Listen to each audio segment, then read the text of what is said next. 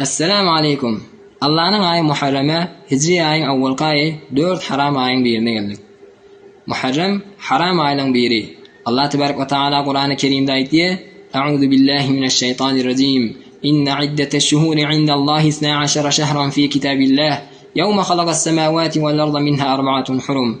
Allah'ın yanında ayların sani ol günden ki göğünleri ve yeri yarattı. 12 ay ki şunun 4 ayı haramdır. Allah tebarek ve teala şayı başka ayları göre ulaldıp onu ödünü söyleyip ona Allah'ın ayı Muharrem deyip ad veriptir. Muharrem ay ayının en gozi. İmam Nesai rahimahullah'ın Sunan kitabında Ebu Zer radıyallahu anh Resulullah sallallahu aleyhi ve sellem'in soru ettiği ya Resulullah haysi bir ay gov diye.